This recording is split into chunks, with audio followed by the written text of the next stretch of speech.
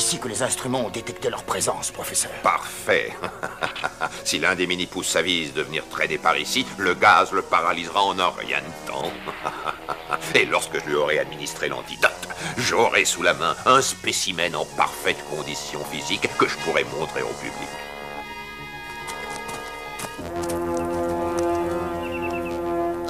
Je ferai bien informer le quartier général de ce qui se trame.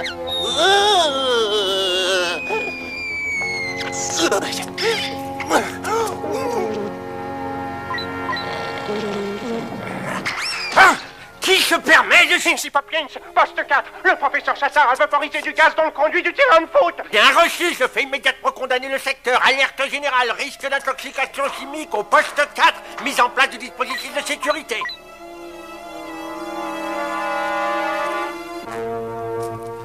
Voilà, défense d'entrée. C'est bon les gars, tout est paré de ce côté-là, allons-nous-en.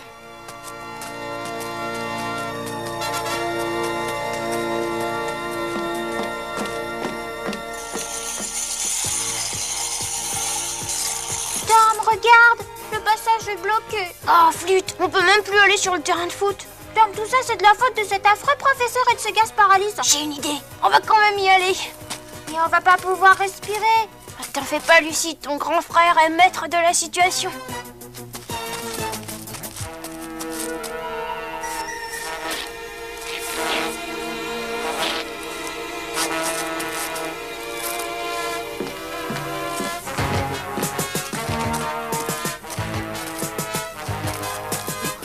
On dirait bien les vélos des enfants.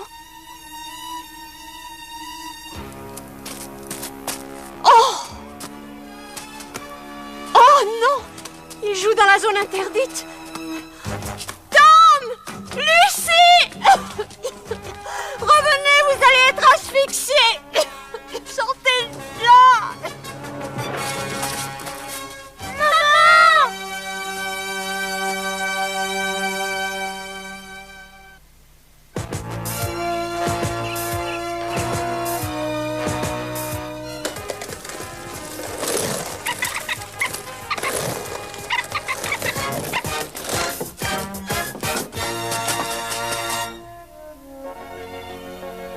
William, je ne peux pas bouger. Ne te fatigue pas à parler, Hélène. Nous allons t'emmener à l'hôpital.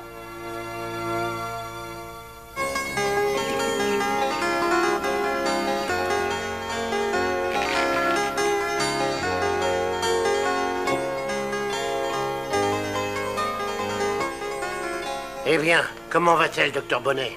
Oh, son pouls est considérablement ralenti.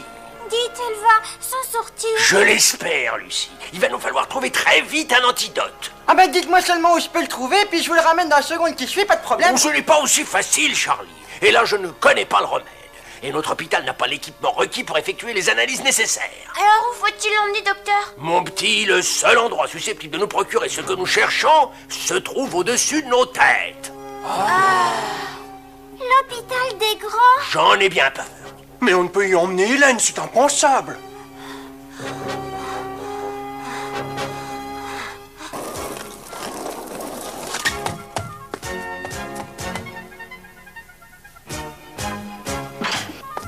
C'est très joli, Madame Simon, mais ce n'est pas votre genre.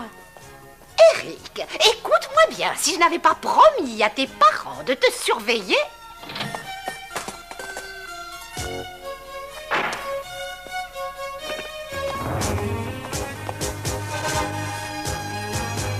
Tom, Lucie, vous êtes là? Que se passe-t-il? Tout est de notre faute, Eric. Qu'est-ce qui est de votre faute? Maman est gravement malade à cause de nous. Si nous n'avions pas été joués dans la zone interdite, maman n'aurait pas respiré ces gaz toxiques. Oh, calme-toi, Lucie. Il y a sûrement un moyen de la sauver. Mais le docteur a dit que son cas était désespéré. Arrête de pleurer, Lucie, sinon je vais pleurer aussi. Si seulement je pouvais être malade à sa place. Oh, tu sais, on serait pas plus heureux, Eric. On t'aime aussi. Hé, attendez, je viens de trouver un moyen de faire passer ça. Tom Minet, je n'ai vraiment pas le cœur à rire. Ne t'emballe pas, Lucie. Il suffirait qu'Eric prétende avoir les mêmes symptômes que maman et on l'emmènerait à l'hôpital pour le soigner. Et je vous repasserai le remède. D'accord, je prends les choses en main.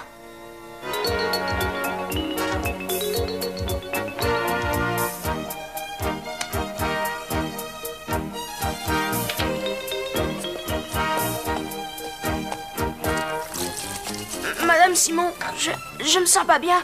Je crois que je vais être malade. Fais voir. Oh, mon petit, tu as de la fièvre, ton front est brûlant. J'ai dû être empoisonnée. Il y avait une odeur de produits chimiques sur le terrain où je jouais. Oh, j'appelle vite une ambulance.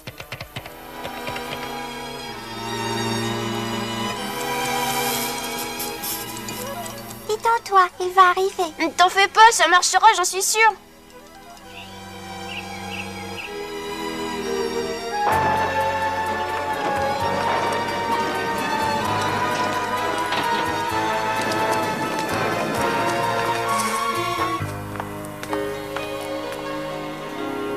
Ne t'inquiète pas, tout ira bien. Le docteur ne va plus tarder.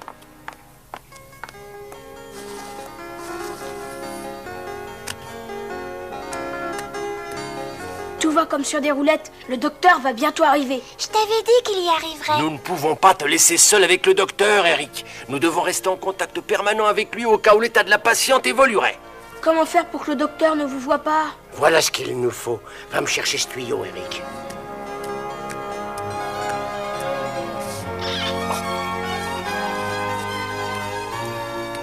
Ça va servir à quoi, grand Pamini? À communiquer, mon garçon. Mais oui, Eric, tu nous parleras par l'intermédiaire de ce tube. Mais si je parle là-dedans, le docteur va me repérer. Non, pas si l'un de nous se cache sous ton oreiller pour assurer la liaison et te souffler les messages. J'irai.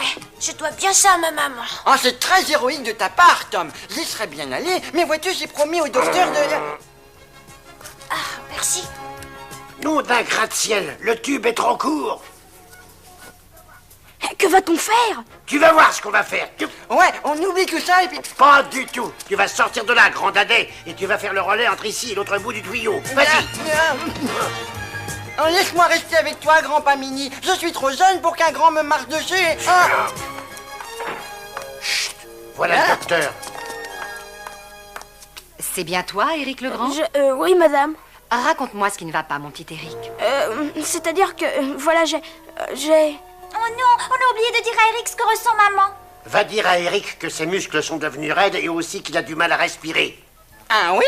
Mais pourtant, il semblait qu'il allait tout à fait bien il y a une minute. Il se porte à merveille, grand bêta. Ce sont les symptômes de l'aile. Ah, évidemment. Bon, j'y vais.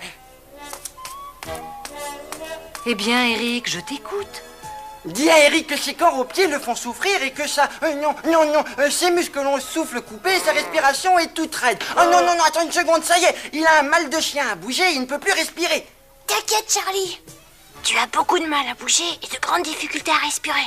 J'ai énormément de mal à bouger, madame, et aussi énormément de mal à respirer. Fais A. Ah. Grand-pa, la réponse d'Eric c'est ah. Attends, il me semble que le ton était plus grave. Non. Mais tais-toi donc, c'est idiot. Je ne sais exactement que penser de tout ça, Eric, mais tu me sembles en parfaite santé. Mais c'est impossible. J'ai respiré des gaz toxiques. Ma gorge me brûle. Dans ce cas, nous allons devoir établir un diagnostic plus poussé. Je vais immédiatement faire procéder à une analyse de sang. Une analyse de sang? Analyse de sang? Une analyse de sang.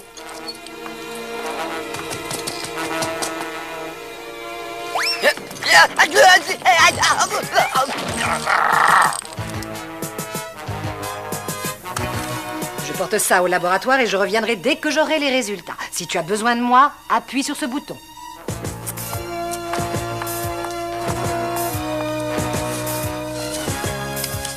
Elle a emmené mon sang. Je n'ai pas pu l'arrêter. Elle va découvrir qu'Eric n'est pas malade du tout. Nous sommes fichus. Non, au contraire, ça se passe mieux que je n'avais espéré. Passez-moi une seringue, je vais prélever un peu de sang sur notre malade. Moi, je comprends rien. Comment le docteur Desgrands va savoir ce qu'a maman s'il analyse le sang d'Eric, docteur? C'est simple, Lucie, nous allons mélanger le sang de ta maman à celui d'Eric et nous bénéficierons d'une analyse complète. Vite au laboratoire et versez-moi ça dans le sang d'Eric. Prends ça, Charlie, et tiens-le bien. La vue du sang m'incommode. D'accord, grand Pamini. La vue du sang me dérange absolument pas. J'en ai vu d'autres. Dans l'aviation... Charlie! Allons, debout! Ah bien, manquez plus que ça. Ah, mais c'est la vue du sang me dérange pas, tu sais. En route, Dracula! On a du pain sur la planche. Non, grand-pa, c'est à nous d'y aller. Il a raison, grand-pa. Tout ça, c'est notre faute. Tom, Lucie, Oui, maman? restez ici tous les deux. Le docteur Lamont souhaite avoir les résultats le plus tôt possible.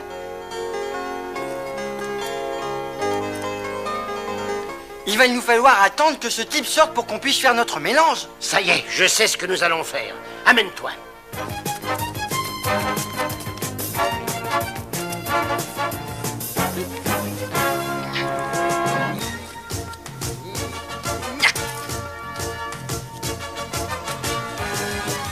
Tout est pareil, grand-pa.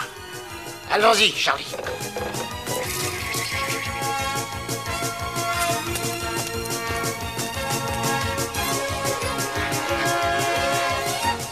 Par ici. Allez, vas-y, monte là-dessus et verse le contenu de cette éprouvette là-dedans. Viens. Jeu d'enfant.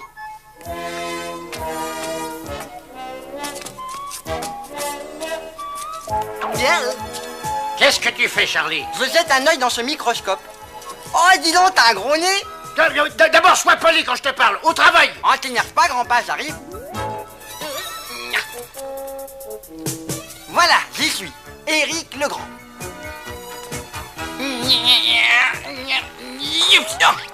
Je suis coincé. On n'a pas le temps de jouer au cosmonaute. Enlève-moi vite cette combinaison spatiale et active-toi. Cet enfant abrège mes jours. Eh ben, grand-pa Mini, qu'est-ce que tu disais à propos de cosmonaute? Charlie, si j'en mets la main sur toi, tu vas voir. Maintenant, dépêche-toi. Ah, t'en fais pas, ça va pas traîner.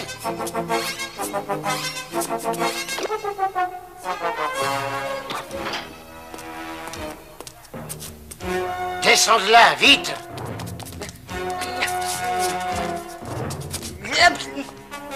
Oh, mon pied, il s'est coincé. Maladroit. Ah.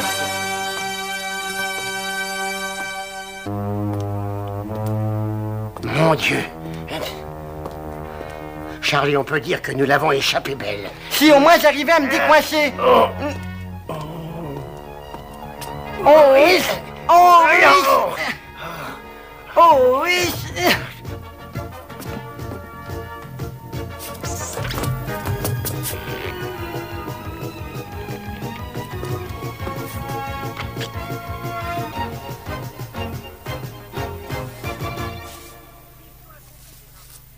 Mission accomplie, les enfants. On a mélangé les sangs sans embêtement. Eh, mais ça rime, sang et embêtement. On a mélangé les sangs sans embêtement, grand-pa et moi, on est les rois. Si tu n'arrêtes pas de faire le singe, grosse bête, je te fais avaler ta casquette. Oh, j'ai froid, j'ai si froid. Détendez-vous, madame. Nous faisons tout notre possible. On est réellement désolé, maman. On te promet qu'on ne recommencera plus. Tu vas guérir, maman. Il faut que tu guérisses. Est-ce qu'elle va mal, docteur? Ah, son pouce affaibli, mais j'espère que ce docteur va trouver ce remède au plus tôt.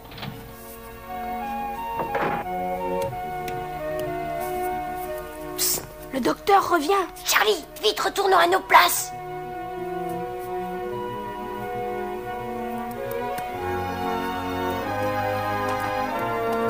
Eric, je te rapporte les résultats des analyses. Nous avons effectivement relevé quelques traces de poison dans ton sang. Malheureusement, je ne suis pas experte en produits toxiques. Par contre, je connais quelqu'un de très compétent en la matière et il n'est pas très loin. Dis, tu entends ça? Ils vont trouver le médicament et elle sera guérie. Je l'espère, Lucie, très sincèrement. N'oublie pas, Eric, tu as très froid. Oh, j'ai froid, docteur. J'ai terriblement froid. Tiens, prends ça, ça ne peut te faire que du bien. Une pilule? Oh, Qui est ce monsieur?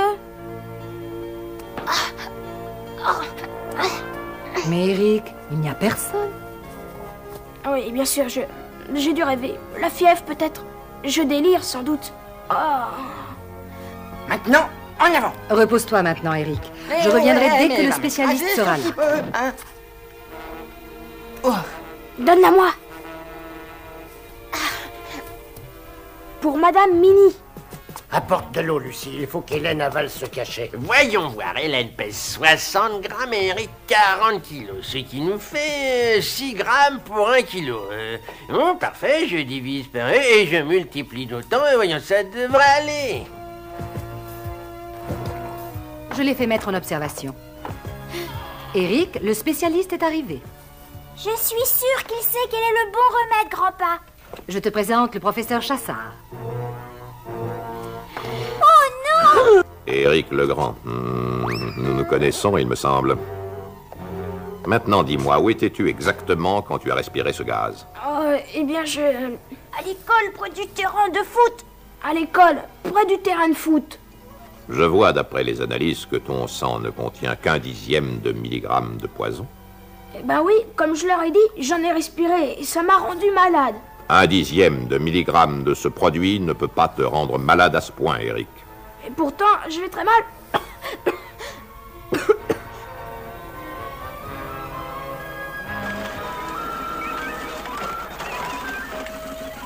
Professeur Chassard, dites-moi, et ce médicament? Oh oui, bien sûr. D'abord, je dois procéder à quelques tests. Bélanger? Oui, professeur Chassard? Apportez-moi l'équipement. Le docteur Lamont est demandé chambre 107. Si vous voulez bien m'excuser, professeur Chassard. Mais docteur... Eh bien, Éric Legrand, comme on se retrouve.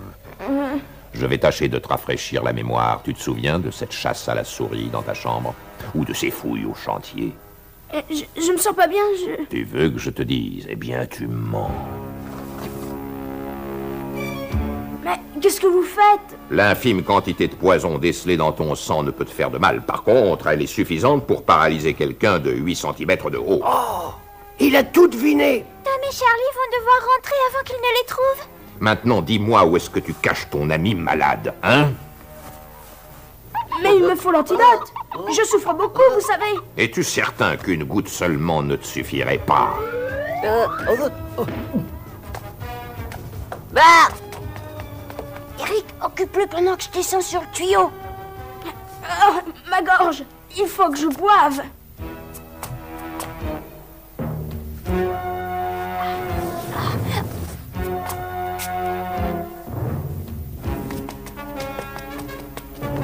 Qu'est-ce que ça fait ici, ça? Je ne sais pas.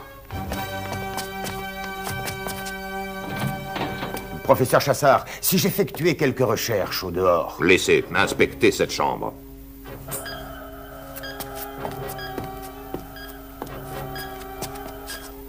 Il faut nous en aller d'ici avant que cet horrible professeur nous trouve. Je crains bien qu'elle n'ait raison. Nous allons devoir nous passer de ce médicament.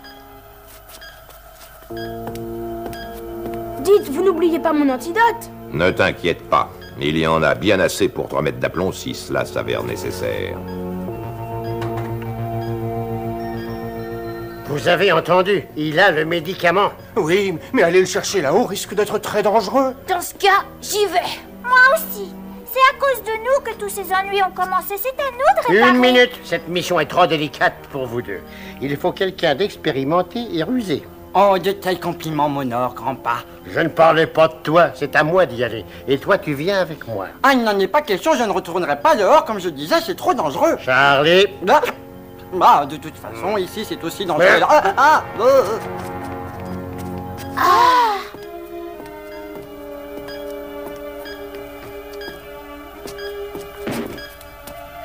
Professeur, les signaux proviennent de l'évier. Vite.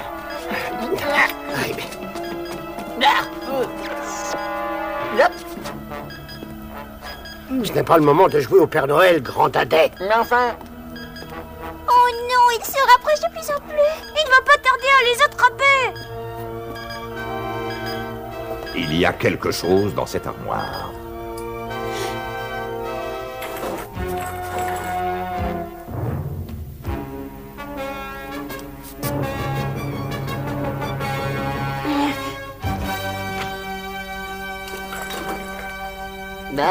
Tu m'as appelé?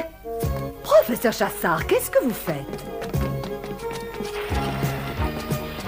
Nous essayons de trouver ma fiole de médicaments.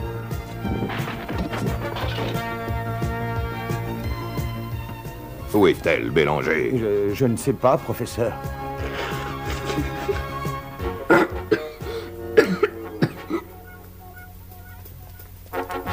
va bien, Eric. Maman est guerrier.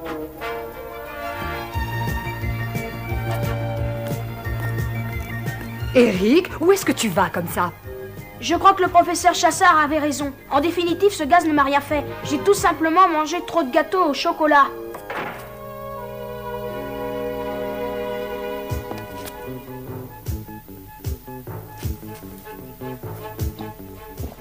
Merci, docteur Bonnet. Je me sens déjà beaucoup mieux. Oh, je suis contente que tu ailles mieux, maman. Moi aussi. Et je te promets que nous ne ferons jamais plus quelque chose qui puisse faire du tort aux autres. J'en suis persuadée, Tom. Merci. Bon sang, qu'est-ce que c'est beau les fins heureuses. Je sais ce que tu ressens, Charlie, mais il y a une chose qui me soulagerait vraiment, tu sais. Ah oui, c'est laquelle, grand-papa Mini? Que tu enlèves ton pied du mien, grand dadin. Tu es en train de m'écraser les orteils. Ah bah ça y est, c'est le nouveau coincé. Alors, oh mon dos, vite, appelez une ambulance, pas fait quelque chose.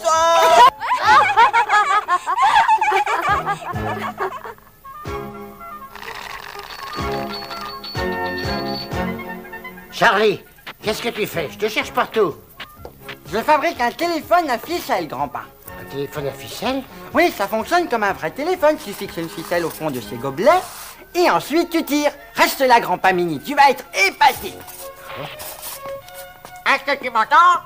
Eh, ça marche. Évidemment que ça marche. Comment pouvais-tu en douter, puisque je suis un génie?